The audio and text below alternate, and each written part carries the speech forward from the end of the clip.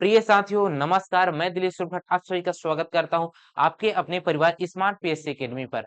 साथियों, आप सभी को भली भांति पता है कि स्मार्ट पीएससी एकेडमी द्वारा 3 वैकेंसी की तैयारी के लिए सीजी होमगार्ड, नगर सैनिक, सीजी पुलिस और सीजी एसआई की तैयारी के लिए एक बैच लाया गया था जिसका नाम था वर्दी बैच। क्या नाम? वर्दी बैच था। ये जो वर्दी बैच है इसमें 3 वैकेंसी की तैयारी किया करवाया जा रहा था। लेकिन सीजी व्यापम के जो कैलेंडर वर्ष जारी हुए हैं उसमें से अगर देखें तो 2 वैकेंसी की तैयारी में आप लोगों का डेट आ गया है। जैसा कि होमगार्ड नगर सैनिक का एग्जाम डेट है, कब है? परीक्षा तिथि है 22 जून को। कब है? 22 जून को परीक्षा तिथि है इनका। और वही बात की जाए सीजी पुलिस की तो सीजी पुलिस का एग्जाम डेट है 14 सितंबर। मतलब वहां पे हम लोगों को लगभग 3 महीने का अंतर नजर आ रहा है ना। और एसआई का तो कैलेंडर जारी नहीं हुआ है। ये है, एसआई का कैलेंडर जारी नहीं हुआ है। क्यों? क्योंकि एसआई का जो एग्जाम होता है उसको कौन लेता है जी? सीजी पीएससी लेते हैं। और इनका जो एग्जाम लेगा होमगार्ड नगर सैनिक का और सीजी पुलिस का उसका लेगा व्यापम। तो उसके लिए क्या है, तीनों का कैलेंडर वर्ष जारी, दो का तो हो गया है, एक का नहीं हुआ है। लेकिन इसमें अगर हम लोग कोई एक वैकेंसी को आधार मानकर अगर चलेंगे तो उसमें से बाकी 2 वैकेंसी का घाटा हो जाएगा। क्यों हो जाएगा? क्योंकि वो किसी के बच्चे का हम लोग जिंदगी से खिलवाड़ नहीं कर सकते। क्यों? क्योंकि 3 वैकेंसी की तैयारी के लिए आपको प्रॉपर हर एक जगह में अलग अलग तथ्यों के साथ में सिलेबस को कंप्लीट करना पड़ेगा, है ना। तो अगर मैं सीजी होमगार्ड को अगर बेस मान के अगर चलूंगा, सीजी होमगार्ड का एग्जाम पहले हो जाएगा तो इसको बेस मानकर अगर चलूंगा तो सीजी पुलिस के लिए तो उसके लिए तो बेनिफिट नहीं मिलेगा, क्योंकि उनके लिए तो पहले से ही सिलेबस खत्म हो जाएगा। तो लास्ट में ज्यादा पढ़ते हैं बच्चे, तो उसके लिए क्या करेंगे? पुलिस के लिए उनका घाटा हो जाएगा, पुलिस वाले के लिए।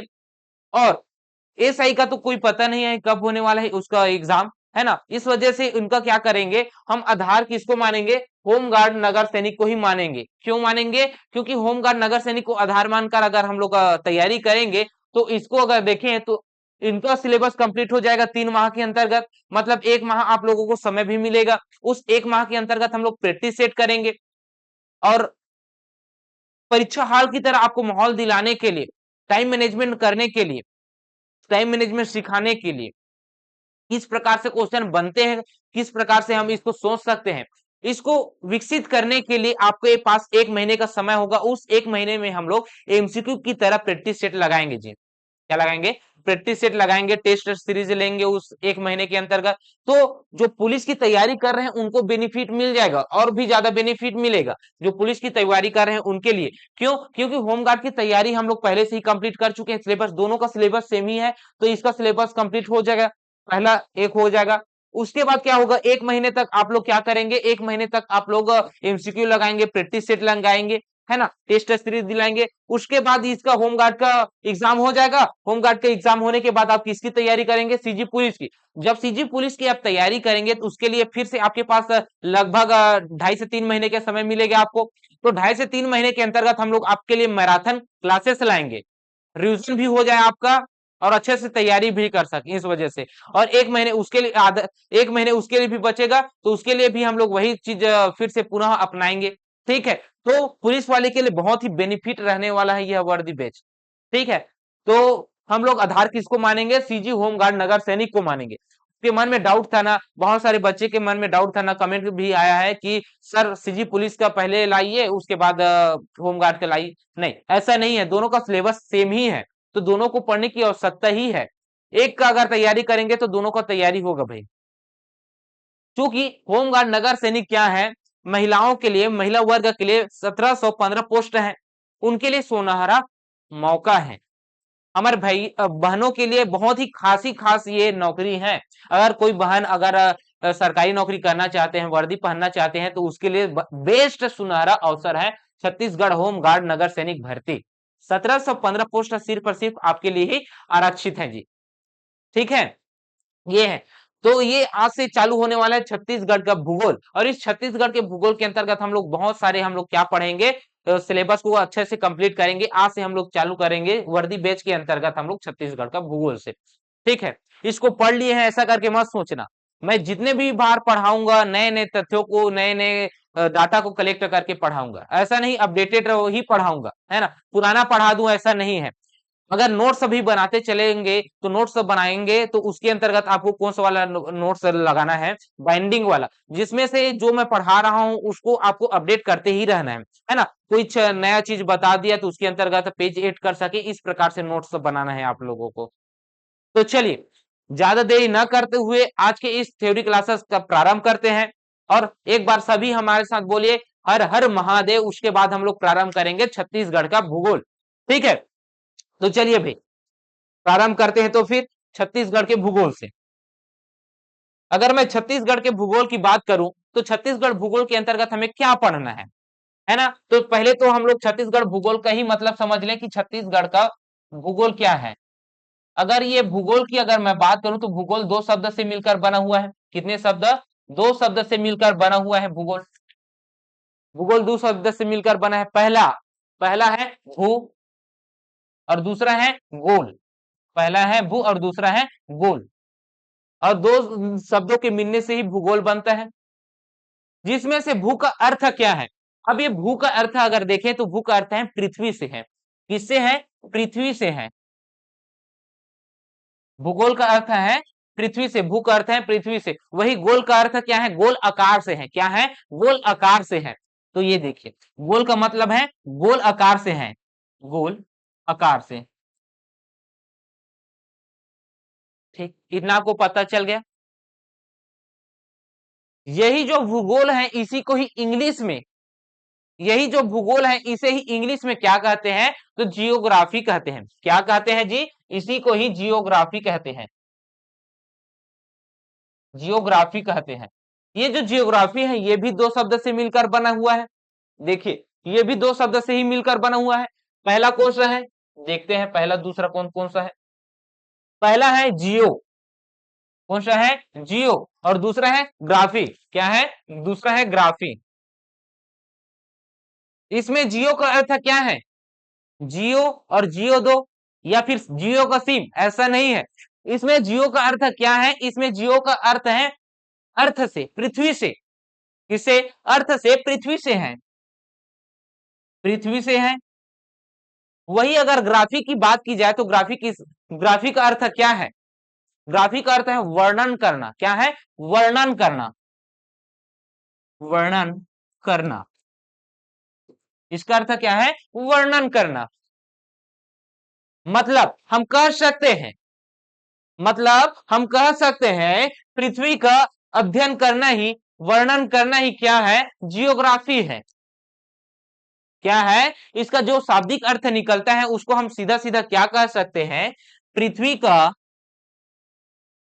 पृथ्वी का वर्णन, वर्णन या अध्ययन, या अध्ययन करना ही, करना ही क्या है?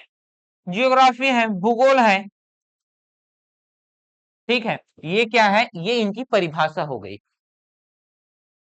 अगर देखे, अगर देखे भूगोल को तो भूगोल का पिता भी से आपसे बहुत सारे प्रश्न बोल सकते हैं, पूछ सकते हैं। तो बहुत सारे प्रश्न बने हुए हैं। तो भूगोल का पिता किसे कहा जाता है इसके बारे में भी आप लोग समझ लीजिए। भूगोल का अगर पिता कहा जाता है, अगर भूगोल का पिता किसे कहा जाता है, अगर आपसे प्रश्न पूछे तो भूगोल का पिता किसे कहा जाता है? हिकेटियस को। किसे कहा जाता है? हिकेटियस को कहा जाता है भाई। किसे कहा जाता है? हिकेटियस को कहा जाता है। ठीक है, ये जो हिकेटियस है ये भूगोल का पिता है। लेकिन हमारे भारतीय भूगोल का अगर पिता पूछ ले, भारतीय भूगोल का जनक पूछ ले तो वो कौन है? जो भारतीय भूगोल का अगर पूछ लिए तो भारतीय भूगोल का पिता अगर पूछे तो उसको आपको ऑप्शन लेना है। किसको लेना है? भारतीय भूगोल का पिता जेम्स रेनेल को। ठीक है, किसे लेना है? जेम्स रेनेल को।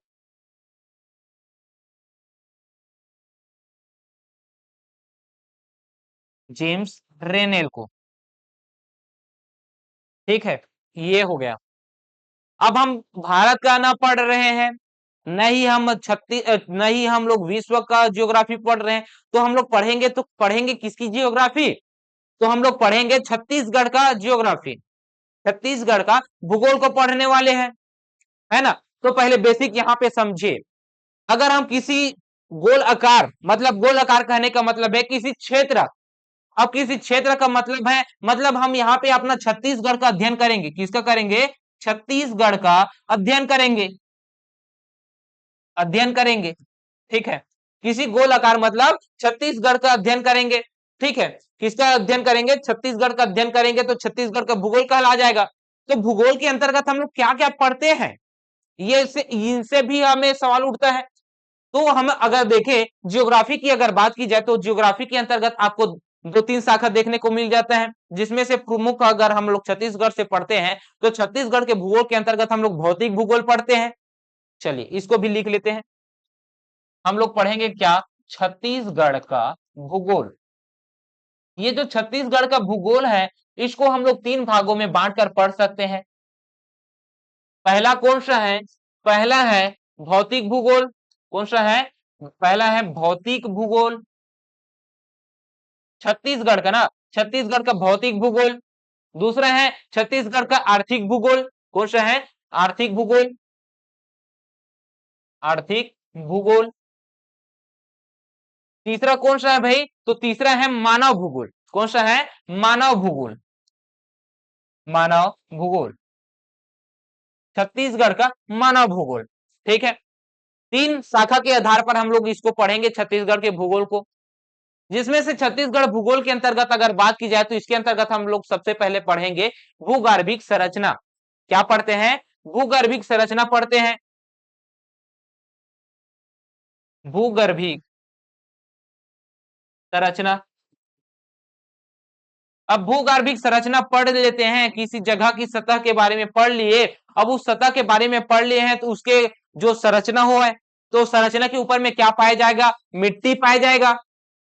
ये भूगर्भिक संरचना कहने का मतलब है जमीन के अंतर्गत जो इतने भी हम लोग अध्ययन करते हैं, है ना, भूमि के अंतर्गत जितने भी उसकी संरचना बनी हुई है उसका अध्ययन करते हैं, वही क्या है? भूगर्भिक संरचना है। इसके अंतर्गत हम लोग चट्टानों को पढ़ेंगे।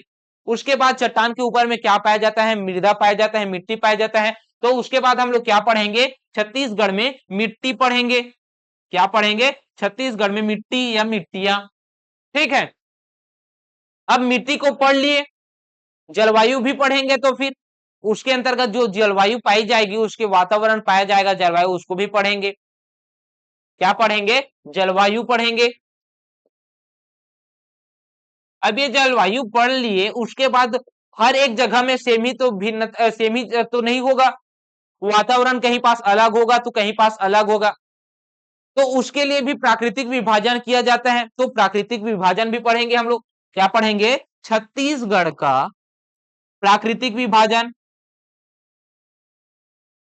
प्राकृतिक विभाजन पढ़ेंगे। छत्तीसगढ़ के प्राकृतिक विभाजन पढ़ लेंगे, तब क्या पढ़ेंगे? वहां पे जो प्राकृतिक विभाजन के अंतर्गत पर्वत पठार सब पढ़ेंगे हम लोग, है ना। तो पर्वत पठार पढ़ेंगे, तो वहां से भी तो बहुत सारी नदियां निकलती हैं। तो पर्वत पठार पढ़ने के बाद, प्राकृतिक विभाजन पढ़ने के बाद हम लोग क्या पढ़ेंगे? नदियां। क्या पढ़ेंगे? छत्तीसगढ़ की नदियां। वो नदियां हो गई, नदियां मिल गए, इस नदियों के अंतर्गत हम लोग बहुत सारे जलप्रपात बनाए जाते हैं, जल परियोजनाएं बनाई जाती हैं, उसके बारे में हम लोग पढ़ेंगे। साथ ही साथ हम लोग क्या पढ़ेंगे? साथ ही साथ हम लोग जलप्रपात के बारे में भी अध्ययन करेंगे। ठीक है, अब उसके बाद क्या होगा? आगे और बढ़ेंगे तो नदियों के बाद हम लोग क्या पढ़ेंगे? तो वन के बारे में पढ़ेंगे, वन संपदा, वन संपदा के बारे में अध्ययन करेंगे। इसके बारे में वन संपदा। और ये जो वन संपदा है, इसके अंतर्गत बहुत सारे पेड़ पौधे पाए जाते हैं। वो कौन कौन से पाए जाते हैं, कितने वर्गीकृत किया गया है, उसके बारे में अध्ययन करेंगे। ठीक है, ये वन संपदा है, इसके अंतर्गत बहुत सारे जीव जंतु भी पाए जाते हैं इसके अंतर्गत। तो वन्य जीव भी पढ़ेंगे इसी के अंतर्गत। क्या पढ़ेंगे? वन्य जीव, वन्य जीव पढ़ेंगे। इस वन्य जीव के अंतर्गत हम लोग नेशनल पार्क, अभ्यारण्य, बहुत सारे अभी नवीनतम परियोजनाएं चलाई जा रही हैं, उसको बारे में हम लोग अध्ययन करेंगे। तो ये भौतिक भूगोल के अंतर्गत हम लोग निम्न टॉपिकों के बारे में हम लोग अध्ययन करेंगे छत्तीसगढ़ के। ठीक है, उसके बाद अगर आर्थिक भूगोल की वही अगर बात करूं, तो आर्थिक भूगोल के अंतर्गत आपको क्या क्या देखने को मिलेगा? आर्थिक भूगोल के अंतर्गत आपको देखने को मिलेगा कौन कौन सा? आर्थिक भूगोल के अंतर्गत जो आर्थिक सर्वेक्षण जारी करते हैं सरकार द्वारा, उनसे जुड़ी हुई, जो आर्थिक सर्वेक्षण से जुड़ी हुई जो टॉपिक है, उसके बारे में हम लोग अध्ययन करेंगे। जैसा कि प्राकृतिक संसाधन, जैसा कि प्राकृतिक प्राकृतिक संसाधन। अब ये प्राकृतिक संसाधन कहने का मतलब है वन क्षेत्रफल से जो आर्थिक सर्वेक्षण जारी किया जाता है उसके आधार पर किया जाएगा। ठीक है, तो प्राकृतिक में ही तो खनिज पाया जाता है ना, तो खनिज को पढ़ेंगे, खनिज संसाधन। खनिज संसाधन पढ़ लिए तो इससे अंतर्गत जो खनिजों से जो प्राप्त है, चाहे वो कृषि से प्राप्त है, उसके अंतर्गत हम लोग उद्योग करते हैं, उसी के ही कच्चे माल के रूप में उद्योग लगाते हैं। तो इसके बाद हम लोग क्या अध्ययन करेंगे, उद्योग।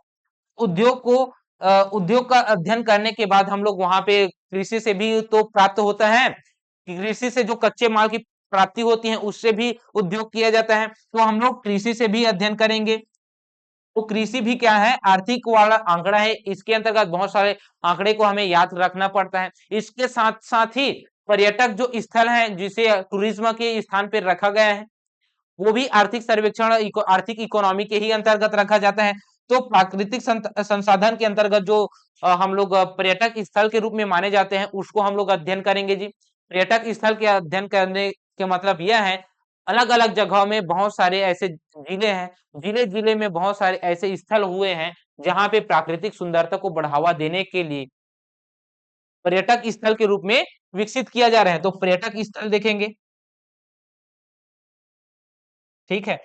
पर्यटक स्थल से बहुत सारे प्रश्न पूछे जाते हैं। फिर अब मानव भूगोल की बात की जाए तो मानव भूगोल के अंतर्गत सिर्फ और सिर्फ आपको याद रखना है जनगणना। क्या याद रखना है, जनगणना याद रखना है। ये जो जनगणना है, अगर जनगणना होते हैं किसी स्थान की, किसी क्षेत्र की, तो वहां पे आपको जनसंख्या को याद रखना है। किसको, जनसंख्या को। अब ये जनसंख्या के अंतर्गत लिंगानुपात, जनसंख्या, है ना, बहुत सारे ऐसे तमाम डाटा जिसे आपको पढ़ने की आवश्यकता होगी कहां पास, जनगणना के अंतर्गत। ठीक है, और उसके साथ ही साथ आपको क्या पढ़ना पड़ेगा उसके बाद ही, उसी में ही अनुसूचित जनजाति, अगर अनुसूचित जनजाति है तो ये सब आपको देखने को मिल जाएगा भाई। ठीक है, ये क्या है, ये है भूगोल से रिलेटेड टॉपिक। ये भूगोल से रिलेटेड टॉपिक है, इसके अंतर्गत हम लोग सभी टॉपिकों को पढ़ेंगे बारी बारी एक एक कर करके।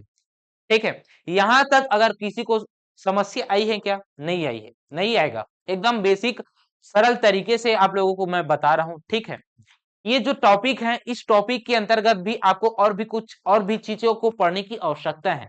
जैसे कि सामान्य छत्तीसगढ़ पढ़ना है, छत्तीसगढ़ का सामान्य अध्ययन, उससे बहुत सारे प्रश्न बनते हैं। मतलब हम कह सकते हैं ये तो पढ़ेंगे ही पढ़ेंगे छत्तीसगढ़ की ज्योग्राफी के अंतर्गत। इसके अतिरिक्त जो बचा हुआ टॉपिक रहेगा, जो बचा हुआ टॉपिक रहेगा वो कौन सा टॉपिक है, छत्तीसगढ़ का, छत्तीसगढ़ का सामान्य परिचय, सामान्य परिचय। अब ये छत्तीसगढ़ का सामान्य परिचय कहने का तात्पर्य क्या है, इसके अंतर्गत कोई भी क्षेत्र होगा उसे राज्य अगर बनाया जाएगा तो उसके राज्य निर्माण संबंधी सामान्य परिचय तो होगा ही होगा। तो हम यहाँ पे क्या पढ़ेंगे, छत्तीसगढ़, छत्तीसगढ़ का राज्य निर्माण संबंधी, राज्य निर्माण संबंधी सामान्य परिचय, सामान्य परिचय। इसके अलावा, इसके अलावा किसी क्षेत्र को अगर बनाएंगे राज्य तो उसका कोई ना कोई तो स्थिति होगा, कहीं पास उसका स्थित होगा, कहीं पास उसका विस्तार होगा। तो हम पढ़ेंगे क्या, छत्तीसगढ़ की भौगोलिक स्थिति एवं विस्तार। क्या पढ़ेंगे, छत्तीसगढ़ की भौगोलिक, भौगोलिक स्थिति एवं विस्तार, एवं विस्तार ये पढ़ेंगे। जब हम लोग विस्तार पढ़ लेंगे, स्थिति पर हमें पता चल जाएगा तो उसका क्षेत्रफल निकल जाएगा। तो क्षेत्रफल संबंधी सामान्य परिचय देखेंगे, क्षेत्रफल संबंधी सामान्य परिचय, सामान्य परिचय। अब ये क्या हो गया, अब हो गया क्षेत्रफल संबंध। क्षेत्रफल हो गया तो उस क्षेत्रफल में कोई ना कोई जनसंख्या तो निवास कर रहा होगा, तो जनसंख्या संबंधी सामान्य परिचय देखेंगे, जनसंख्या संबंधी, संबंधी सामान्य परिचय। अब ये जनसंख्या हो गए, तो जनसंख्या की अगला स्टेप क्या होता है, वहां की जो जनसंख्या है वहां पे कोई ना प्रशासनिक इकाइयां होगी। उस प्रशासनिक इकाई के जरिए ही यहाँ पे शासन प्रशासन चलाया जा रहा होगा। तो प्रशासनिक इकाई भी पढ़ेंगे। प्रशासनिक इकाई का ही भाग है विधायी संरचना। क्या है? वहां की विधायी संरचना। तो सबसे पहले हम लोग विधायी संरचना देखेंगे। क्या देखेंगे? विधायी संरचना। अब विधायी संरचना देखने के बाद हम लोग पढ़ेंगे प्रशासनिक इकाइयां। क्या पढ़ेंगे? प्रशासनिक इकाइयां।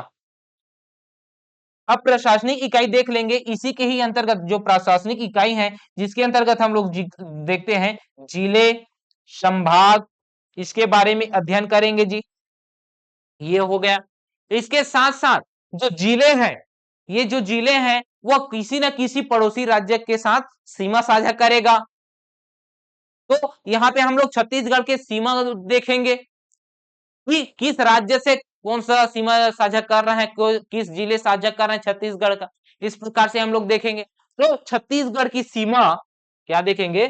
छत्तीसगढ़ की सीमा, भौगोलिक सीमा व पड़ोसी पड़ोसी राज्य, इसके बारे में हम लोग अध्ययन करेंगे जी। ठीक, इतना आपको पता चल गया। जो भी टॉपिक है ये वाला, ये जो टॉपिक है इससे, इसको पढ़ने से पहले हमें क्या क्या पढ़ना है? ये जो छत्तीसगढ़ के सामान्य परिचय है इसके अंतर्गत हमें इसको पढ़ना है। क्यों पढ़ना है? क्योंकि हमें जिले के बारे में अध्ययन होगा, संभाग के बारे में हमें पता चलेगा, तभी तो हम कौन से भूगर्भिक संरचना ये जो भूगर्भिक संरचना पाया जाएगा, इसको अगर बंटवारा किया जाएगा तो कौन से जिले के अंतर्गत कौन से भूगर्भिक संरचना है, इसको हम तभी तो बता सकेंगे कि कौन जिले में कौन सी मिट्टी पाई जाती है, तभी तो हम बता सकेंगे। तभी तो हम वहां की जलवायु के बारे में अध्ययन कर सकेंगे। ठीक है, कौन सी नदी किस जिले से निकल रही है, किस पहाड़ से निकल रहे हैं, इसके बारे में तभी तो हम बता सकेंगे। वही कौन सा खनिज किस जिले से पाया जा रहा है, कौन सा उद्योग कहाँ पास स्थित है, किस किस कौन कृषि में अगर आएंगे तो कौन सा फसल कहाँ पे अधिक उगाया जा रहा है, किस जिले में, ये हमें पता चलेगा। तो ये है सामान्य परिचय पढ़ना आपको अनिवार्य ही है। इसको पढ़ने के बाद ही क्या कर सकते हैं हम लोग? इसको पढ़ने के बाद ही हम लोग ये सबको पढ़ सकते हैं। ठीक है, तो चलिए भाई छत्तीसगढ़ के सामान्य परिचय के बारे में देखते हैं, और जिसमें से पहला टॉपिक होने वाला है कौन सा? राज्य निर्माण संबंधी छत्तीसगढ़ का सामान्य परिचय। ठीक है, तो राज्य निर्माण के समय छत्तीसगढ़ का सामान्य परिचय देखते हैं। राज्य निर्माण संबंधी, राज्य निर्माण संबंधी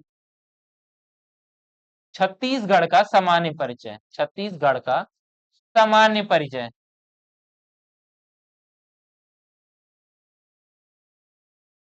ठीक है, क्या पढ़ेंगे? राज्य निर्माण संबंधी छत्तीसगढ़ का सामान्य परिचय भी। अब अगर देखें कोई भी अगर राज्य जब भी बनता है तो उसका कोई ना कोई तारीख होता है, उसका स्थापना तिथि होता है। तो हमारे छत्तीसगढ़ का भी स्थापना तिथि होगा। कब है? तो फिर अगर इसकी स्थापना तिथि की अगर मैं बात करूं, क्या बात करूं? स्थापना तिथि की अगर मैं बात करूं तो इसकी स्थापना तिथि कब है? 1 नवंबर सन 2000। कौन सा है? 1 नवंबर सन 2000। ये क्या है? स्थापना तिथि हमारे छत्तीसगढ़ का। ठीक है, ये जो स्थापना हुआ है ये हमारे भारत देश में हुआ है। तो भारत के देश के अंतर्गत कौन सा क्रम का यह राज्य बना है? तो देश में राज्य का क्रम क्या है? क्या है? देश में राज्य का क्रम कौन सा है? स्थापना क्रम। तो इसकी स्थापना क्रम कौन सा है? तो स्थापना क्रम है 26वां राज्य है। कौन सा है? 26वां राज्य है। 26वां राज्य है भाई। ठीक है, 26वें क्रम का राज्य है हमारे भारत का। जब ये निर्माण हो रहा था तो उस समय कौन सी पंचवर्षीय योजना चल रही थी? तो राज्य निर्माण के समय अगर पंचवर्षीय योजना को देखें, पंचवर्षीय अगर योजना को देखें तो कौन से पंचवर्षीय योजना चल रही थी? तो उस समय 9वीं पंचवर्षीय योजना चल रहा था। कौन सी? 9वीं पंचवर्षीय, 9वीं पंचवर्षीय योजना चल रहा था। अब 9वीं पंचवर्षीय योजना कह दिया तो उसका सन भी आपको याद होना चाहिए। तो 1997 से लेकर 2002 तक 9वीं पंचवर्षीय योजना का कार्यकाल रहा है। ठीक है, यह जब राज्य बना तो उस समय इसकी राजधानी क्या थी? रायपुर था। क्या था? राजधानी की बात करूं तो उस समय रायपुर था। राजधानी क्या थी? तो राजधानी था रायपुर।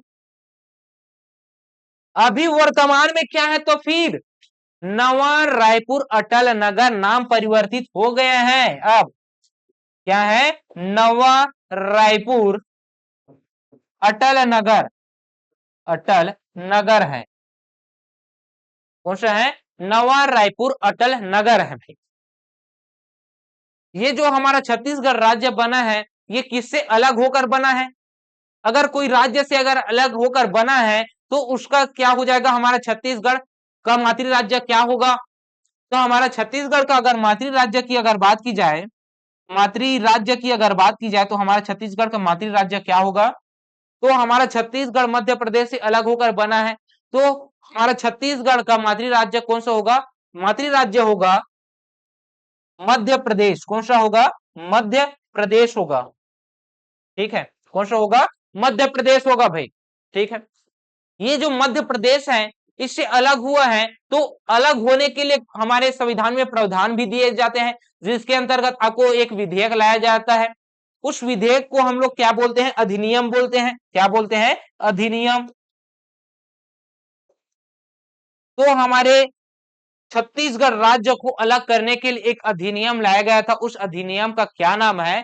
तो मध्य प्रदेश, मध्य प्रदेश पुनर्गठन, मध्य प्रदेश पुनर्गठन अधिनियम 2000। क्या है? मध्य प्रदेश पुनर्गठन अधिनियम 2000 है अधिनियम। इसी अधिनियम के तहत हमारा छत्तीसगढ़ एक अलग राज्य बना है। तो ये छत्तीसगढ़ के अधिनियम के अंतर्गत आपको बस यही बस याद नहीं रखना है कि मध्य प्रदेश पुनर्गठन अधिनियम, यही बस याद नहीं रखना है। ये मध्य प्रदेश पुनर्गठन अधिनियम के अंतर्गत आपको बहुत सारे तिथियों को याद करना है। ये मध्य प्रदेश पुनर्गठन अधिनियम बहुत सारे महत्वपूर्ण जानकारी और भी रखते हैं। जैसा कि क्या है मध्य प्रदेश पुनर्गठन अधिनियम को हम लोग थोड़ा सा देख लेते हैं। क्या देख लेते हैं? मध्य प्रदेश, मध्य प्रदेश पुनर्गठन अधिनियम, इसके बारे में थोड़ा सा देख लेते हैं। ठीक है, अब मध्य प्रदेश पुनर्गठन अधिनियम की बात करूं, ये किस लिए बना गया था? तो यह छत्तीसगढ़ राज्य को अलग करने के लिए बना गया था। अलग करने के लिए है। तो ये जो विधेयक है पहले लोकसभा में जाता है। क्या है? लोकसभा में जाता है, प्रस्तुत होता है, उसके बाद पारित भी होता है, तो यह उससे ऊंचा राज्यसभा में जाएगा। राज्यसभा में जाएगा और राज्यसभा को जाने के बाद यह कहां पे और जाता है? राष्ट्रपति के पास जाता है हस्ताक्षर के लिए। तो देखिए भाई, लोकसभा में, लोकसभा में यह मध्य प्रदेश पुनर्गठन अधिनियम कब प्रस्तुत होता है? प्रस्तुत को देखिए, प्रस्तुत, प्रस्तुत कब होगा? प्रस्तुत होगा 25 जुलाई सन 2000 को। कब होगा? 25 जुलाई, 25 जुलाई, 25 जुलाई सन 2000 को होगा। कब होगा? 25 जुलाई सन 2000 को होगा। किसके द्वारा यह प्रस्तुत किया जाएगा? तो प्रस्तुत करते हैं लाल कृष्ण आडवाणी। उस समय के तत्कालीन क्या थे? गृह मंत्री थे लाल कृष्ण आडवाणी। ठीक है, लाल कृष्ण आडवाणी क्या करेंगे? प्रस्तुत करेंगे। कब करेंगे? 25 जुलाई सन 2000 को करेंगे। लोकसभा में प्रस्तुत हो गया तो यह पारित कब होंगे? तो पारित का भी तिथि याद रखिए। पारित कब होगा? पारित होगा 31 जुलाई सन 2000 को। कब होगा? 31 जुलाई सन 2000 को यह पारित हो जाएगा। और पारित होने के बाद ये कहां पे चले जाएगा? राज्यसभा में चला जाएगा। तो राज्यसभा में कब प्रस्तुत होगा भाई? तो राज्यसभा में यह प्रस्तुत होगा 3 अगस्त को। कब होगा? 3 अगस्त को होगा। 3 अगस्त सन 2000 को यह प्रस्तुत होगा। अब यहां पे प्रस्तुत हो गया, तो प्रस्तुत होगा तो कहीं न कहीं अगर कमी नजर आएंगे तो उसमें संशोधन करेगा,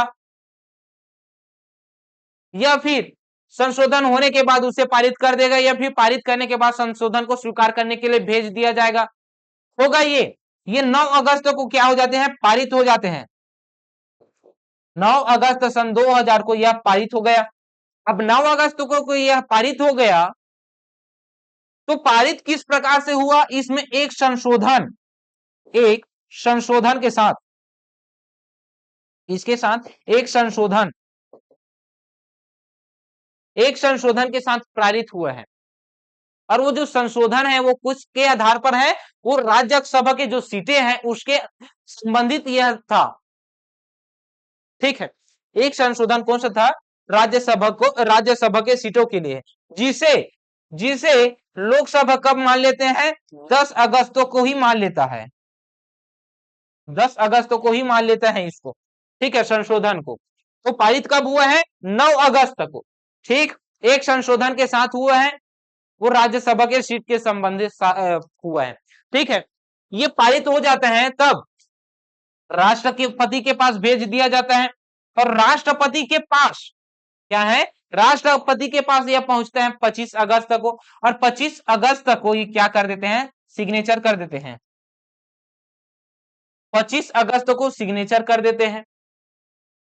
28 अगस्त को इसी का प्रकाशन हो जाता है, प्रकाशन। लेकिन इसमें क्या है, इसमें आप लोगों को यहां पे देखने को मिलेगा मतभेद। सीजी व्यापम और सीजीपीएससी का ये दोनों में मतभेद देखने को मिलेगा। सीजीपीएससी सीजीपीएससी के द्वारा आंसर किसे लिया गया है, 25 अगस्त को। सीजीपीएससी ये एससीएफ में एग्जाम में पूछा गया है, जिसमें इसी को ही ऑप्शन लिया गया है, किसके द्वारा, सीजीपीएससी के द्वारा यह ऑप्शन लिया गया है कि राष्ट्रपति द्वारा 25 अगस्त को क्या किया गया है, सिग्नेचर किया गया है। वही छत्तीसगढ़ व्यापम द्वारा इसको आंसर लिया गया है 28 अगस्त को लिया गया है, कि 28 अगस्त को भारत के राष्ट्रपति के आर नारायण द्वारा, किसके द्वारा, भारत के उस समय राष्ट्रपति कौन थे, के आर नारायण,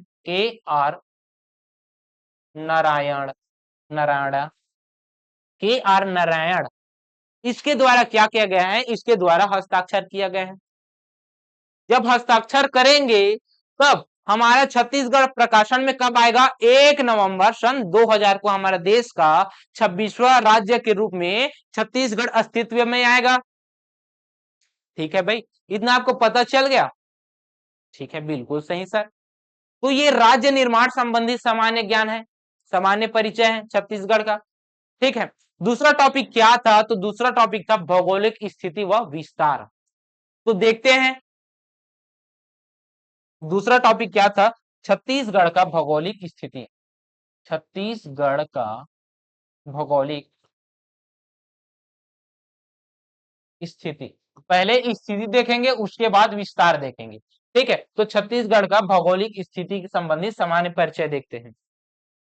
छत्तीसगढ़ की अगर भौगोलिक स्थिति को अगर हमें देखना है तो सबसे पहले हमें यह जानने की आवश्यकता है छत्तीसगढ़ कहां पे स्थित है। तो छत्तीसगढ़ किस देश में स्थित है, तो हमारा देश क्या है जी, तो हमारा देश है भारत, भारत में स्थित है। तो भारत में हमें छत्तीसगढ़ की स्थिति के बारे में देखेंगे कि यह कहां पास स्थित है, भारत का। तो भारत में इसकी स्थिति देखेंगे, भारत में छत्तीसगढ़ की स्थिति। ठीक है, पहला ये हो गया। और भारत कहां पे स्थित है, तो भारत स्थित है महाद्वीप में। कहां पे स्थित है, महाद्वीप में। तो महाद्वीप में स्थिति देखेंगे, महाद्वीप में देखेंगे स्थिति को। और महाद्वीप 7 महाद्वीप है, और महाद्वीप इसमें स्थित है, गोलार्ध में स्थित है। तो गोलार्ध में कहां स्थित है उसको देखेंगे, गोलार्ध में, इसको भी देखेंगे भाई। ठीक, क्योंकि छत्तीसगढ़ भारत में स्थित है और भारत महाद्वीप में स्थित है, महाद्वीप गोलार्ध में इसकी जानकारी हमें देखने को मिलती है। और गोलार्ध का पूरा रूप ही क्या है, पृथ्वी है, ठीक है। ग्लोब है, ग्लोब को अगर गोल भाग है उसको दो भागों में काट दिए जाएंगे, उसे ही क्या कहते हैं, गोलार्ध कहते हैं। आगे और डिस्कस करेंगे भाई, ठीक है। तो चलिए भाई आगे बढ़ते हैं। अब देखते हैं किसमें, भारत में छत्तीसगढ़ की स्थिति देखते हैं। क्या देखते हैं, भारत में छत्तीसगढ़ की स्थिति, ठीक है। भारत में छत्तीसगढ़ की स्थिति देखते हैं। भारत का नक्शा इनपुट कराता हूं मैं, उसके बाद देखेंगे भाई।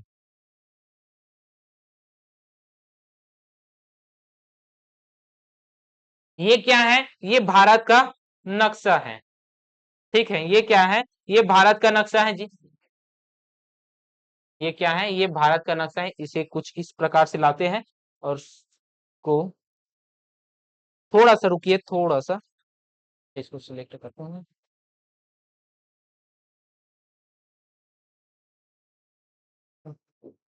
चलिए कोई बात नहीं, इसको मिटा देता हूं मैं।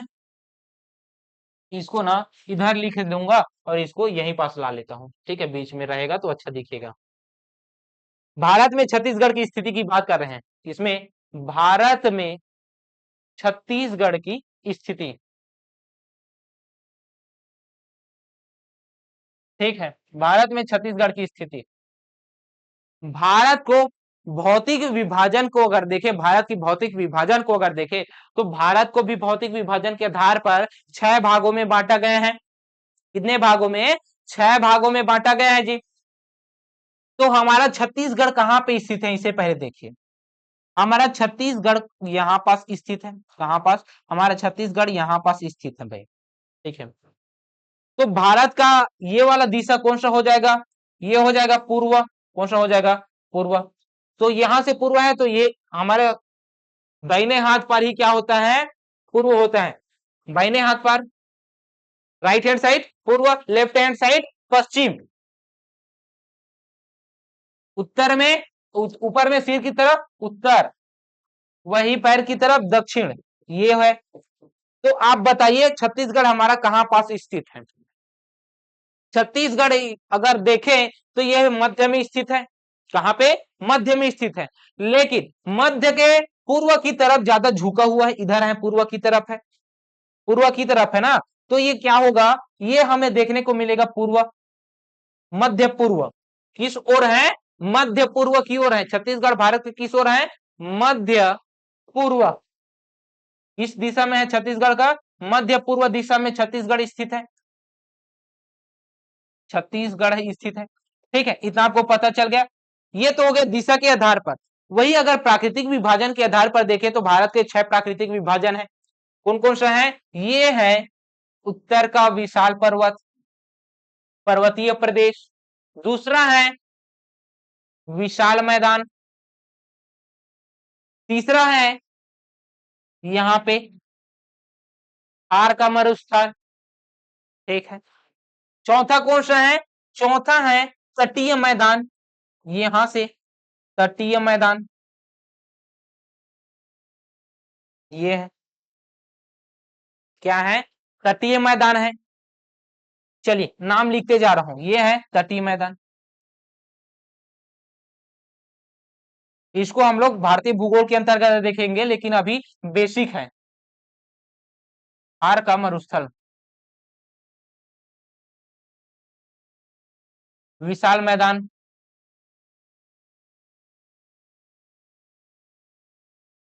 पर्वतीय प्रदेश,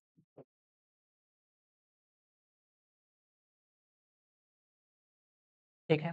यहाँ पे है द्वीप, अंडमान निकोबार, और यहाँ पे है लक्षद्वीप। दोनों को ही मिलाकर एक प्राकृतिक विभाजन किया गया है, जिसका नाम है द्वीप समूह, द्वीप समूह, ये हो गया। और इसके अलावा एक और बच गया है, जिसका नाम है, ये वाला हिस्सा है, इसका नाम है क्या, इसी का ही नाम है प्रायद्वीप पठार। क्या नाम है, प्रायद्वीप पठार। जब गोंडवाना लेन अंगारा लेन से टकराने के बाद, है ना, ये आए हैं गोंडवाना लेन, टकराने से ही हिमालय की उत्पत्ति हुई है।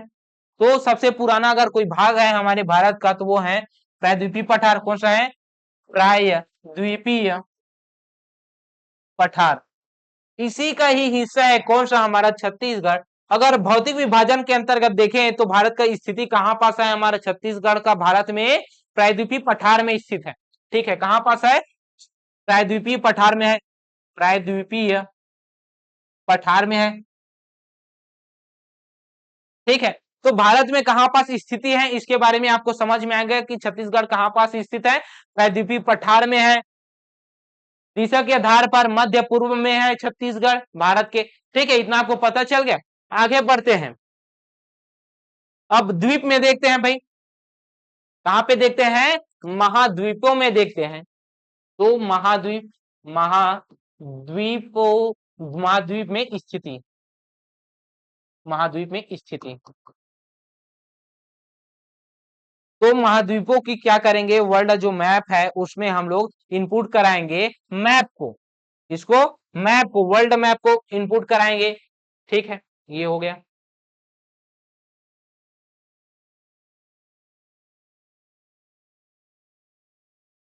ये क्या है, ये वर्ल्ड मैप है जिसमें वर्ल्ड मैप के अंतर्गत 7 महाद्वीप आते हैं। ये 7 महाद्वीपों का क्या है, नक्शा है भाई। ठीक है, क्या है, 7 महाद्वीपों का ये नक्शा है। अगर इसको देखें 7 महाद्वीप कौन कौन सा है, अगर इसके मध्य अगर बात की जाए तो इसके अंतर्गत हमें देखने को मिलेगा, ये कौन सा है, ये उत्तरी भाग में है, इस वजह से ये उत्तरी अमेरिका है। ये क्या है, उत्तरी अमेरिका है, उत्तरी अमेरिका।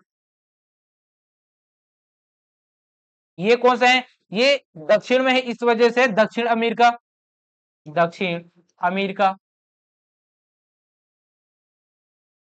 ये कौन सा है भाई, तो ये है साउथ अफ्रीका महाद्वीप, दक्षिण अफ्रीका, दक्षिण अफ्रीका महाद्वीप। ठीक है, ये छोटा सा है, नन्नू सा, छुटकू सा है, ये यूरोप महाद्वीप, यूरोप महाद्वीप। ठीक है, ये बड़का सा है, ये है एशिया महाद्वीप, सबसे बड़ा है, ये क्या है, एशिया, एशिया महाद्वीप। ठीक है, ये जो और इससे छोटकू सा बड़ा दिख रहा है वो है कौन सा, ये है ऑस्ट्रेलिया महाद्वीप। कौन सा है, ऑस्ट्रेलिया, ऑस्ट्रेलिया महाद्वीप। ठीक है, एक और महाद्वीप छूट गए, कहां पे उसको बनाऊं, तो फिर वो जो छूटा है वो नीचे में स्थित है, यहाँ पे ध्रुव में है, ध्रुव में है, अंटार्कटिका। क्या नाम है, अंटार्कटिका महाद्वीप, अंटार्कटिका महाद्वीप। तो देखिए भाई, महाद्वीप, हमारे महाद्वीप के अंतर्गत हमारा भारत का कहां पे स्थित है, अगर पूछ ले तो ये महाद्वीप है, इसके अंतर्गत देखिए तो एशिया महाद्वीप के अंतर्गत भारत आता है, सबको पता है।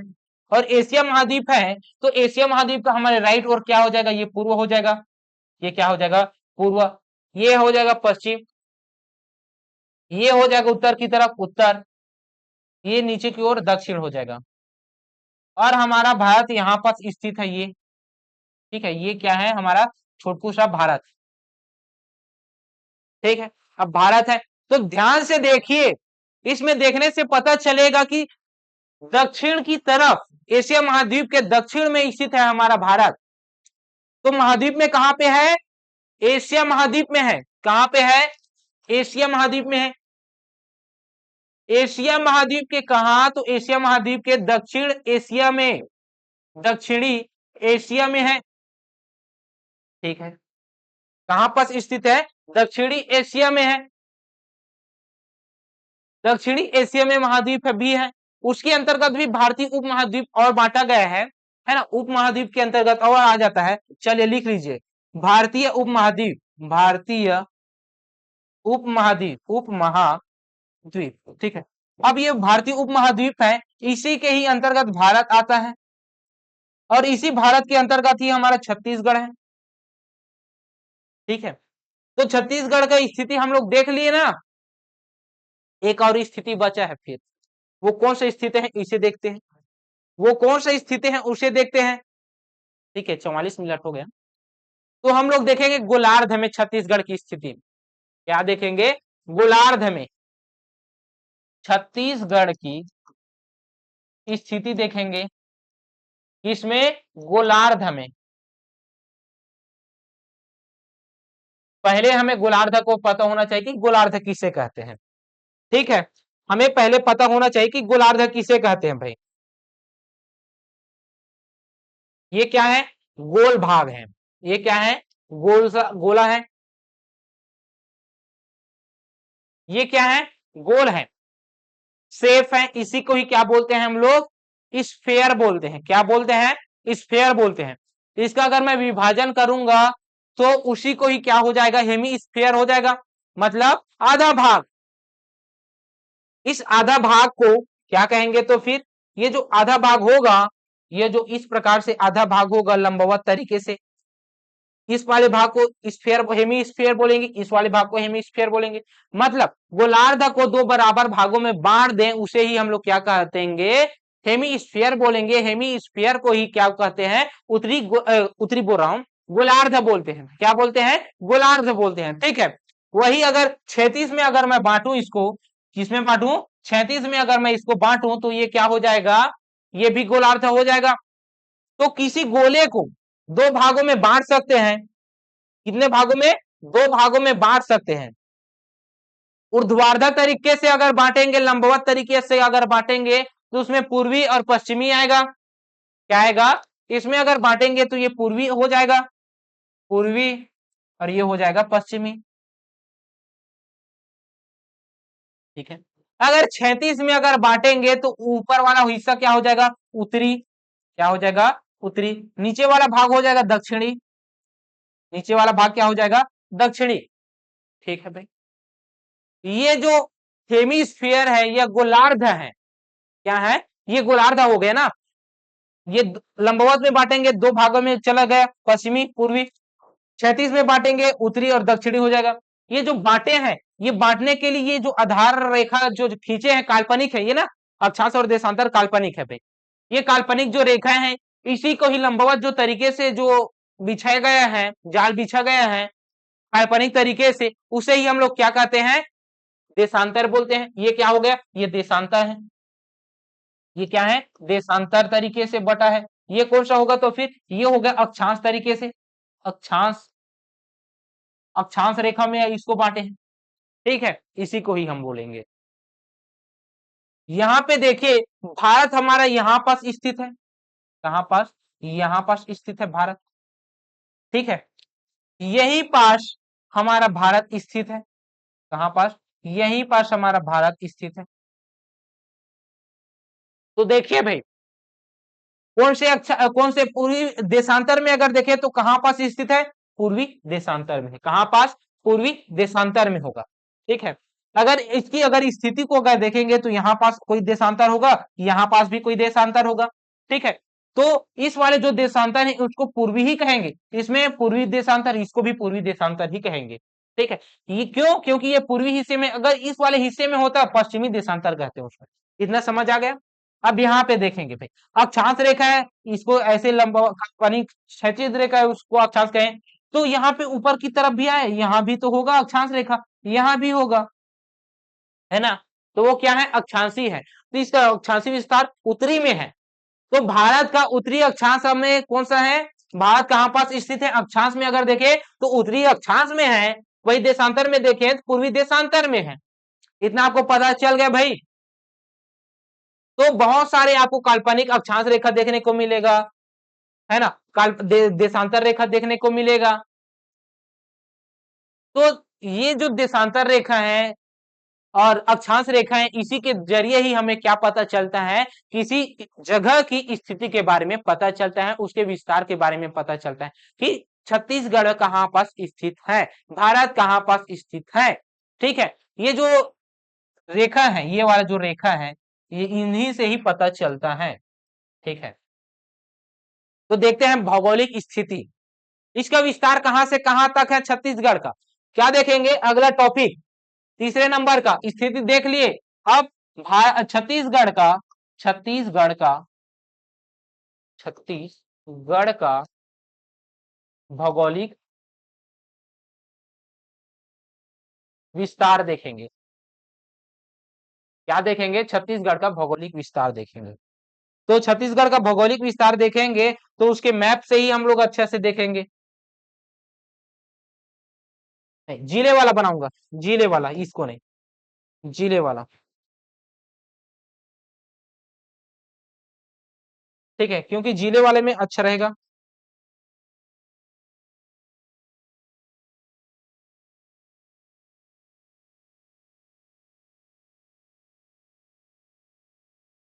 ये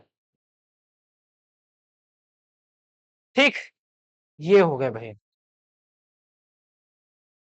अब यहाँ पे देखेंगे, क्या देखेंगे, छत्तीसगढ़ के भौगोलिक विस्तार को। तो छत्तीसगढ़ के भौगोलिक विस्तार को अगर देखेंगे तो कहां से कहां तक है, इसका दक्षिणी विस्तार अगर देखें, ये क्या है, अक्षांशी रेखा है, काल्पनिक अक्षांश रेखा में देख रहे हैं इसको। तो काल्पनिक अक्षांश रेखा किस में देखेंगे, क्षैतिज में देखेंगे। ठीक है, तो दक्षिण में भी होगा और उत्तर में भी होगा छोर इसका। ठीक है, ये हो गया। तो अक्षांश रेखा को अगर देखे तो अक्षांश रेखा का विस्तार कहां से कहां तक देखने को मिलेगा, नीचे से ऊपर आ रहा है, मतलब नीचे में कम होगा, ऊपर में ज्यादा होगा, है ना। तो यहां पे देखने को मिलेगा 17 डिग्री, कितना, 17 डिग्री 46 मिनट उत्तरी अक्षांश, उत्तरी अक्षांश, ये है। वही अगर इसका विस्तार उत्तर में अगर देखें, जो सीमांत उत्तर क्षेत्र है उसका अगर देखें तो वो कौन सा होगा, 24 डिग्री, कितना, 24 डिग्री, 24 डिग्री 5 मिनट उत्तरी अक्षांश, उत्तरी अक्षांश, ये क्या है, यह विस्तार है। ठीक है, वही अगर देशांतर में देखेंगे तो देशांतर में देखेंगे तो यहां पर क्या है, इसका अंतिम छोर है छत्तीसगढ़ का, यहाँ पे पूर्वी छोर है। ठीक है, तो ये जो पूर्वी देशांतर है, यहाँ पे जो खिंचाया गया है, ये कितना है, वही ये वाला कितना है, ये इससे पता चलेगा। तो पूर्वी है, ये क्या है, ये है, तो 0 डिग्री है, तो यहां से 1 2 3 4 ऐसे जाएगा, तो यहां से प्रारंभ होगा ना, कहां से, बीजापुर से प्रारंभ होगा। तो ये वाला जो देशांतर रेखा है, ये कौन सा देशांतर रेखा है, यह है 80 डिग्री 15 मिनट पूर्वी देशांतर, पूर्वी देशांतर है। ठीक है, वही अगर इस वाले अक्षांश रेखा को देखें तो ये कौन सा है, 84 डिग्री 25 मिनट, कितना है, 84 डिग्री 25 मिनट पूर्वी देशांतर है ये। ठीक है भाई, इतना आपको पता चल गया। देशांतर, अच्छा देशांतर गलत हो गया। ठीक है, ये हो गया, इतना आपको पता चल गया ना। अब ये हो गया, तो इसका छोर से भी क्वेश्चन पूछा जाता है, सीमांत जिला कौन सा है, पूर्वी सीमांत जिला कौन सा है, उत्तरी सीमांत जिला कौन सा है, ये इनसे प्रश्न पूछे जाते हैं। तो देखिए, अब जिला को अगर देखना है तो जिला कौन सा होगा, इसको देखते हैं।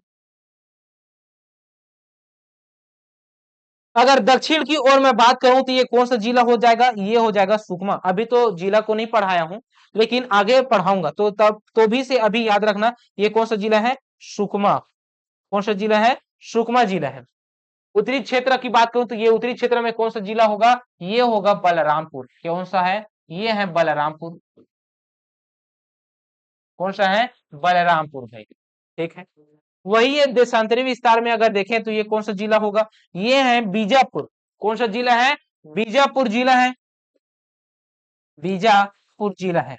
ठीक है, और ये वाला जिला कौन सा है भाई, तो ये वाला जिला की अगर मैं बात करूं तो ये है जसपुर जिला। कौन सा है, जसपुर जिला। सिर्फ जिला से भी प्रश्न पूछेगा क्या, इसके अलावा और सीमांत बिंदु से नहीं पूछेगा, बिंदु से भी पूछेगा। तो बिंदु से पूछेगा तो सुकमा में कौन सा बिंदु है, यहाँ पे देखिए ये वाला बिंदु है, कौन सा है, ये वाला यहाँ पास बिंदु दिखेगा। तो ये बिंदु कौन सा है, तो इस बिंदु की बात की जाए तो ये है कोंटा। कौन सा है, कोंटा। ठीक है, कौन सा है, कोंटा तहसील में कोंटा स्थित है सुकमा जिले में।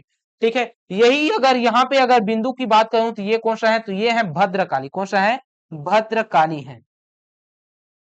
ठीक है भाई, ये वाले अगर सीमांत क्षेत्र की बात करूं तो ये जसपुर का है, और ये जसपुर में कौन सा बिंदु बनता है, तो यहाँ पे बनता है गिरला। कौन सा बनता है, गिरला। ठीक है, ये यहाँ पे है। और ये बलरामपुर है, इस बलरामपुर में कौन सा बनता है भाई, कहाँ पे इसका सीमांत उत्तरी बिंदु है? तो सीमांत उत्तरी बिंदु की बात की जाए तो रामानुजगंज है, रामानुजगंज।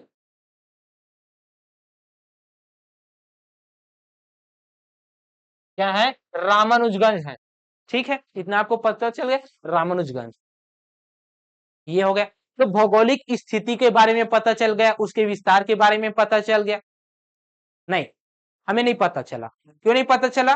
क्योंकि यहां से लेकर, पूर्व से लेकर पश्चिम तक की लंबाई को हम लोग बता देते, है ना, पूर्व से लेकर पश्चिम तक इसकी लंबाई को बता देते, तो हमें इसका विस्तार पता चल जाता, दूरी पता चल जाता, लंबाई पता चल जाता। विस्तार तो हम जान रहे, लेकिन आप लंबाई भी बता दीजिए सर।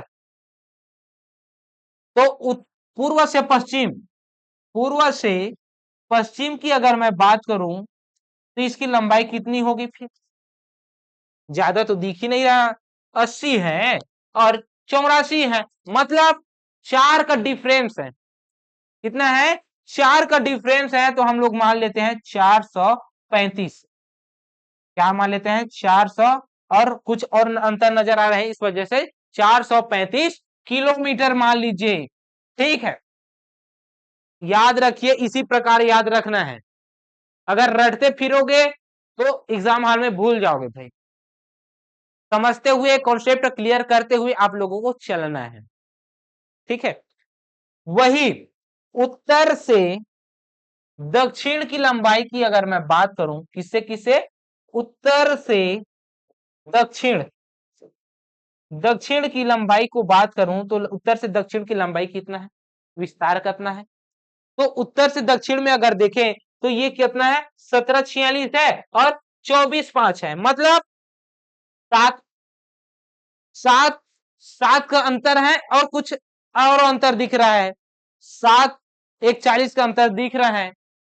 तो हम लोग मोटा मोटा तौर पे याद रख सकते हैं, 7 का अंतर है 700, 700 से 800 किलोमीटर।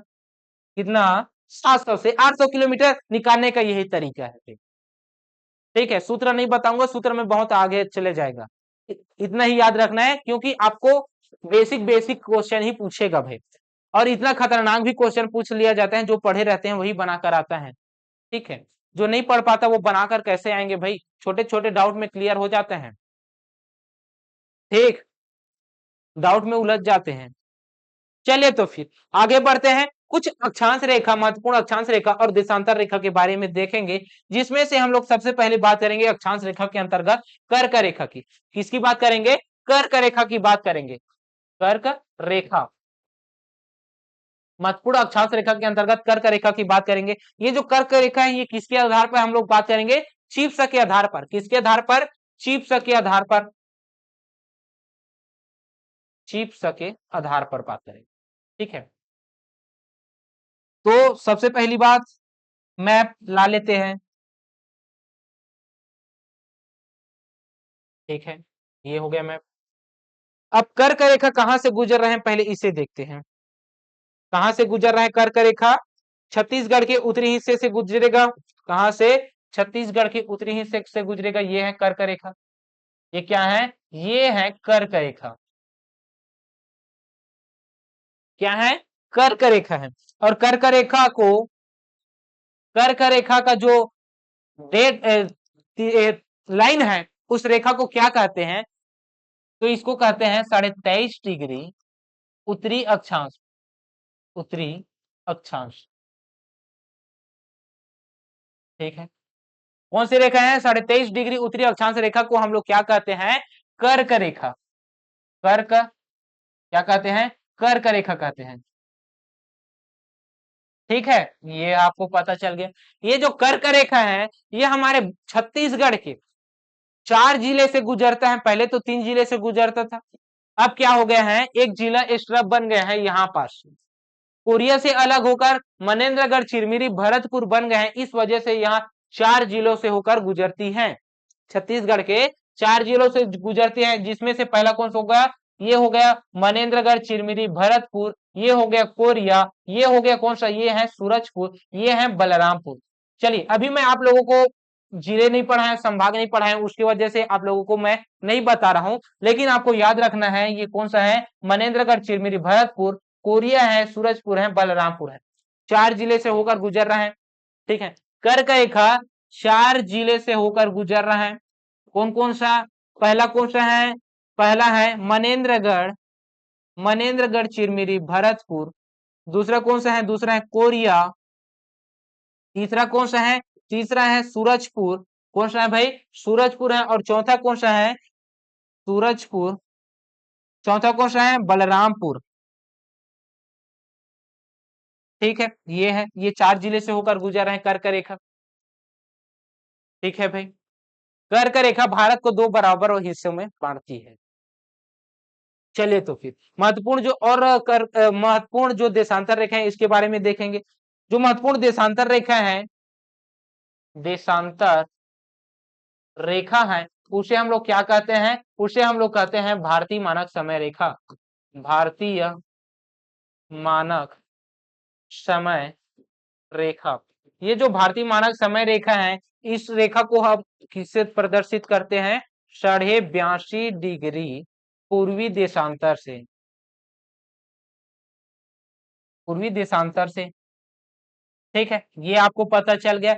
ये जो मैं डाटा बताऊंगा, ये बताऊंगा मैं चीप्स के आधार पर, किसके आधार पर, चीप्स के आधार पर मैं बता रहा हूं।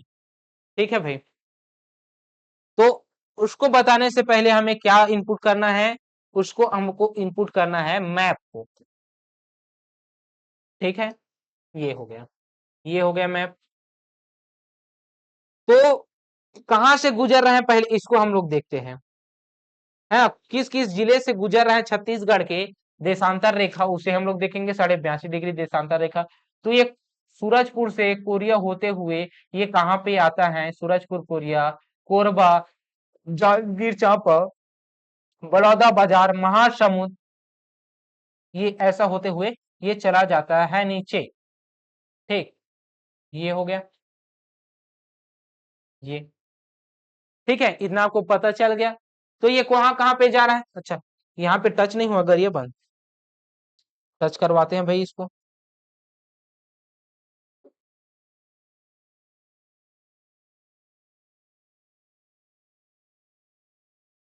ठीक, ये हो गया। ये कौन कौन सा जिला में चला गया, तो फिर अब ये हो गया कोरिया, ये हो गया सूरजपुर, ये हो गया कोरबा, ये हो गया जांजगीर चांपा, ये हो गया बलौदा बाजार, ये हो गया महासमुंद, ये है गरियाबंद। तो कितने जिले हैं छत्तीसगढ़ से गुजर रही हैं, कितने जिले से, एक कोरिया, दूसरा सूरजपुर, तीसरा कोरबा, चौथा जांजगीर चांपा, पांचवा बलौदा बाजार, छठवा महासमुंद, सातवां गरियाबंद। तो छत्तीसगढ़ के 7 जिले से पूर्वी देशांतर रेखा 82.5 डिग्री पूर्वी देशांतर रेखा गुजर रही है। ठीक है, जिसे हम लोग बोलते हैं भारतीय मानक समय रेखा। ये किसके आधार पर है, चीप्स के आंकड़े के अनुसार है। ठीक है, इतना आपको पता चल गया। वैसे तो आपको याद होना ही चाहिए ये सब, आपको मैं याद करूं करवा दूंगा इस प्रकार से मैप को, जिसका भुला ही नहीं सकते। ठीक है, भरोसा कीजिए अगले क्लास में इसको हम लोग पढ़ेंगे मैप को पूरा बनाने के लिए। ठीक है, ये हो गया जो, चलिए तो फिर अब ये तो खत्म हो गया, कौन सा, विस्तार, अक्षांशी रेखा, देशांतरी रेखा, ये तो हो गया। अब आते हैं हम लोग छत्तीसगढ़ के अगले सामान्य परिचय के अंतर्गत, अगला टॉपिक जो रहेगा वो है क्षेत्रफल के आधार पर छत्तीसगढ़ का सामान्य परिचय। कौन सा रहेगा, क्षेत्रफल के आधार पर छत्तीसगढ़ का सामान्य परिचय। क्षेत्रफल के आधार पर, क्षेत्रफल के आधार पर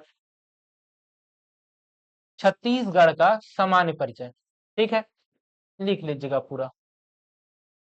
तो छत्तीसगढ़ का कुल क्षेत्रफल कितना है, तो कुल क्षेत्रफल की अगर मैं बात करूं, कुल क्षेत्रफल की अगर मैं बात करूं तो कुल क्षेत्रफल कितना है जी, 1,35,192 वर्ग किलोमीटर। कितना है, 1,35,192 वर्ग किलोमीटर। कितना है, 192 वर्ग किलोमीटर है। ठीक है, यह 2011 जनगणना के अनुसार है, 2011 जनगणना के आधार पर है। लेकिन आपको कहीं कहीं पास आपको देखने को मिलेगा 1,35,191 किलोमीटर, वर्ग किलोमीटर। यह देखने को मिलेगा आपको 2001 की जनगणना के अनुसार, जनगणना के अनुसार। ठीक है, ये आपको देखने को मिलेगा वही। और डेट याद रख लीजिए, 1,35,196 वर्ग किलोमीटर। ये आपको देखने को मिलेगा छत्तीसगढ़ के प्राकृतिक विभाजन के आधार पर, प्राकृतिक विभाजन के आधार पर। ठीक, ये हो गया। ये जो 1,35,192 वर्ग किलोमीटर है, ये कुल क्षेत्रफल है। कुल अपने आप में 100% होता है। ठीक है, ये जो 100% छत्तीसगढ़ का है, लेकिन भारत का भी कोई ना कोई क्षेत्रफल है, भारत का भी कोई क्षेत्रफल है जो अपने आप में 100% है। इस 100% में भारत के क्षेत्रफल में छत्तीसगढ़ का कितना योगदान है? भारत में योगदान, योगदान कितना है इसको अगर देखें, तो योगदान को अगर देखेंगे प्रतिशत में, तो वो है 4.11%। कितना है? 4.11% है भाई। ठीक है, ये आपको नजर आए, देखने को मिलेगा। और छत्तीसगढ़ से अलग होकर बना है, इस वजह से मध्य प्रदेश का यह कितना हिस्सा है? मध्य प्रदेश का कितना हिस्सा है, कितना प्रतिशत है? मध्य प्रदेश का कितना कितना हिस्सा है प्रतिशत में? तो कितना है? 30.47%। कितना है? 30.47% है। ठीक है, कितना आपको पता चल गया? ये जो 4.11% है, इसमें भारत में, किसमें? भारत के राज्यों में कौन सा स्थान है? तो भारत के राज्यों में इसके स्थान है 9वां स्थान, 9वां स्थान। क्षेत्रफल के आधार पर भारत में छत्तीसगढ़ का 9वां स्थान है। ठीक है, ये आपको पता चल गया छत्तीसगढ़ के क्षेत्रफल संबंधित छत्तीसगढ़ का सामान्य परिचय। ठीक है, आगे आते हैं तो फिर अब आते हैं जनसंख्या के आधार पर। अब जनसंख्या के अनुसार देखेंगे, जनसंख्या के आधार पर छत्तीसगढ़ का सामान्य परिचय। तो छत्तीसगढ़ की कुल जनसंख्या कितनी है? तो कुल जनसंख्या की बात करूं तो कुल जनसंख्या कितना है जी?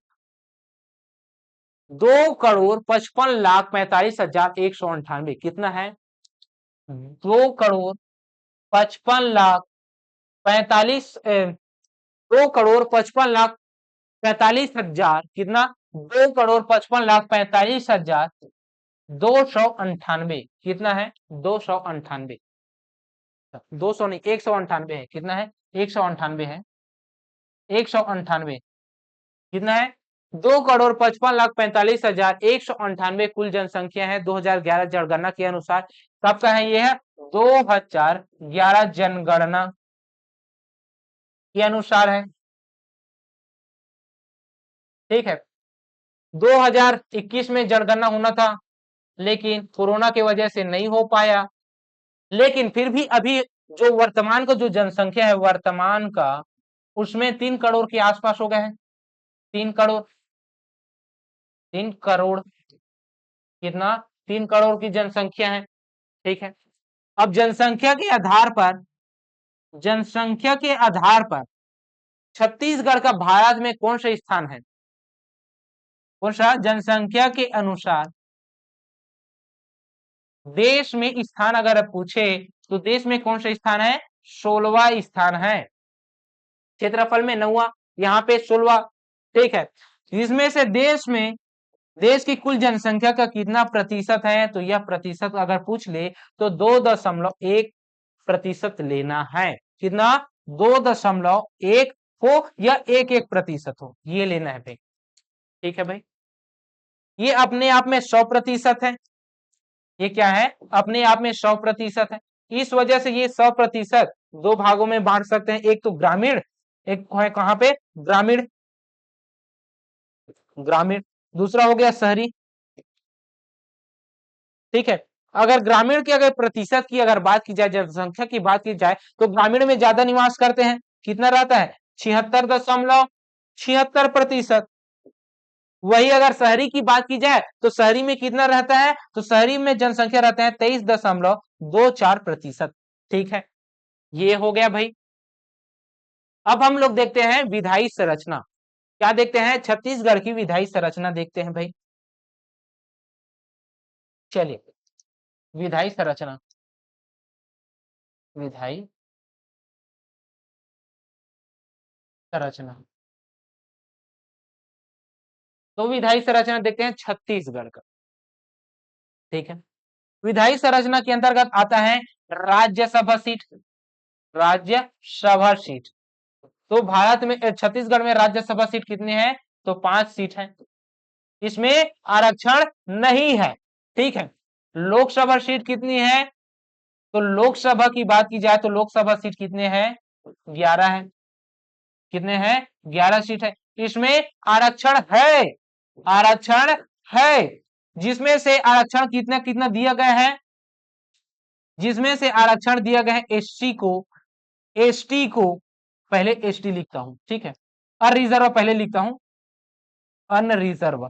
ठीक है, अनरिजर्व लिखता हूं। अनरिजर्व कितना सीट है, अनरिजर्व सीट है 6। कितना है, 6 है।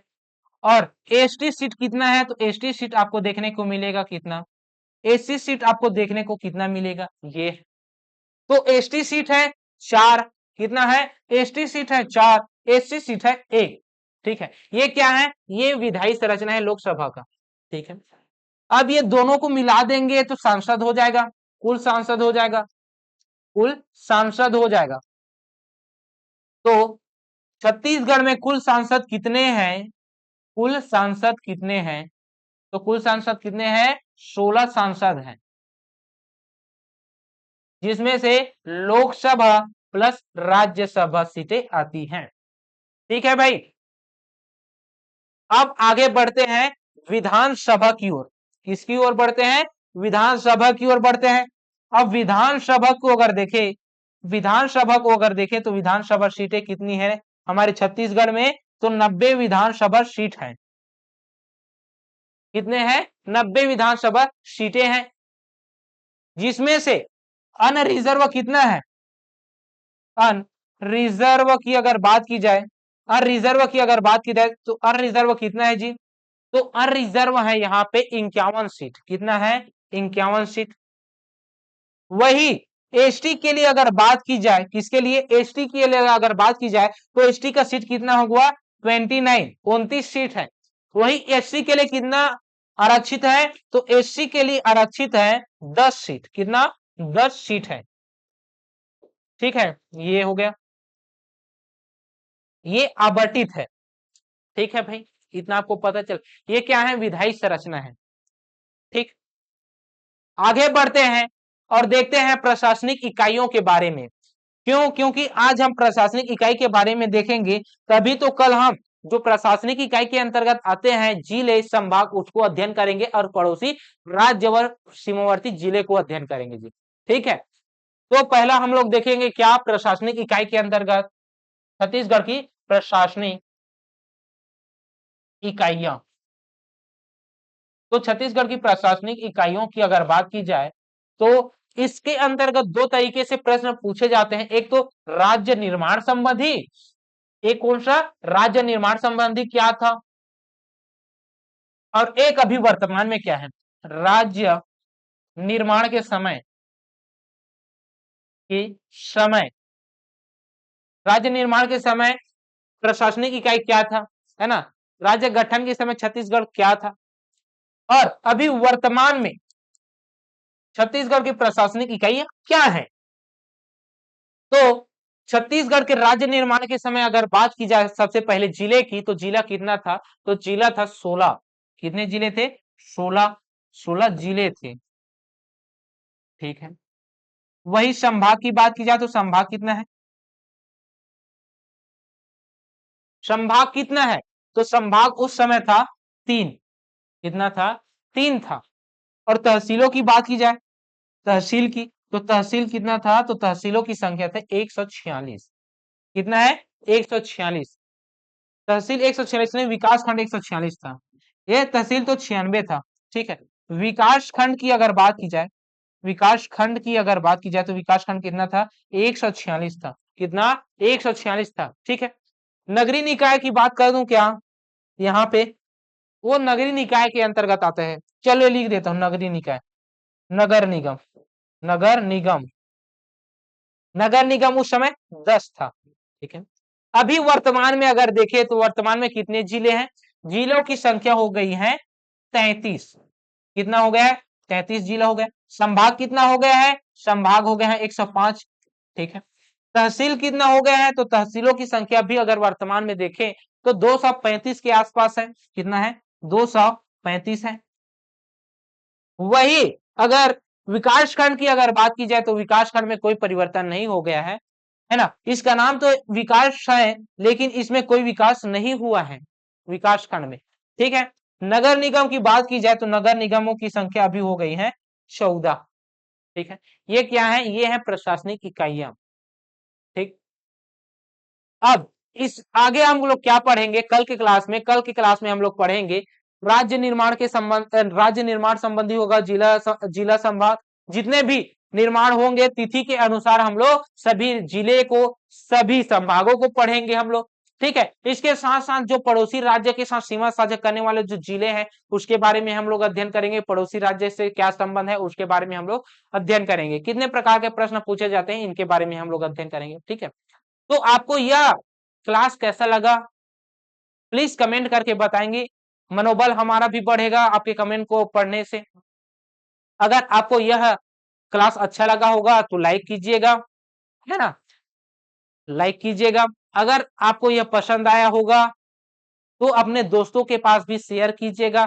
सर अच्छा पढ़ाते हैं, इनका भी क्लास देखिए करके। ठीक है।